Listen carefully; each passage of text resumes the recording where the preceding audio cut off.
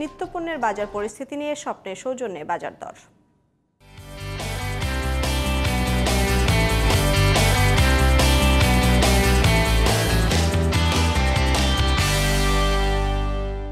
আবারও বেড়েছে পেঁয়াজের দাম। রাজধানীর বাজারগুলোতে গত সপ্তাহের তুলনায় কেজি প্রতি 10 টাকা বেড়ে অতি প্রয়োজনীয় এই পণ্যটি বিক্রি হচ্ছে 100 থেকে 110 টাকা দরে।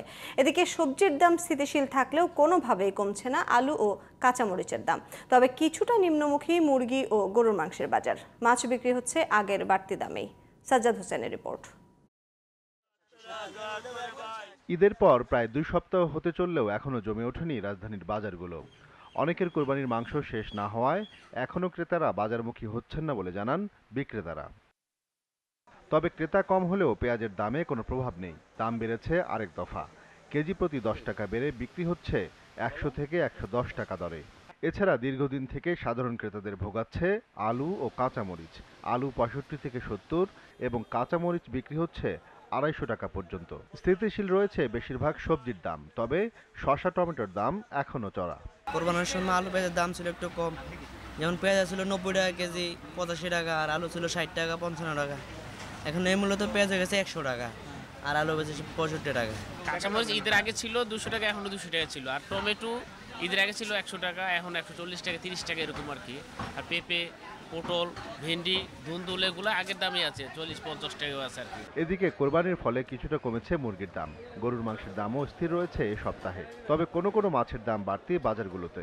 ঈদের পরে দাম হচ্ছে 160 টাকা 170 টাকা ব্রয়লার মুরগি, আর পাকিস্তানি মুরগি ছিল 340 টাকা 330 টাকা।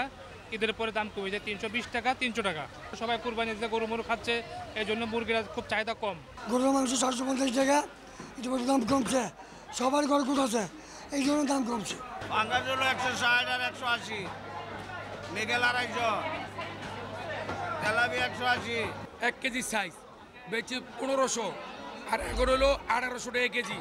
শুধুমাত্র কোনো উৎসবের আগে বাজার মনিটরিং জোরদার না করে সারা বছরই তদারকির দায়িত্বে থাকা প্রতিষ্ঠানগুলোকে সক্রিয় থাকার আহ্বান সাধারণ ক্রেতাদের। আসলে দ্রব্যমূল্য অস্থিতিশীল, কিন্তু আমাদের তো ক্রয় ক্ষমতাটা বাড়তেছে না।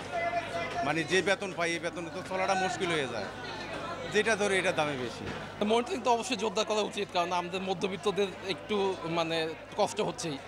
বেতন তো পাচ্ছে না, গত 4-5 বছর বেতন সেভাবে পাচ্ছে না, কিন্তু জিনিসপত্রের দাম বেড়েছে। যেগুলো লাক্সারিয়াস প্রোডাক্ট সেগুলোর ক্ষেত্রে ভিন্ন হতে পারে, কিন্তু নিত্য প্রয়োজনীয় দ্রব্যের ক্ষেত্রে একটু সরকার কিছু কিছু ক্ষেত্রে অন্তত দামটা নির্ধারণ করে দিলে ভালো হয় সবার জন্য। পেঁয়াজ আলু সব কিছু নিত্যমূল্যের দাম বেশি স্যার।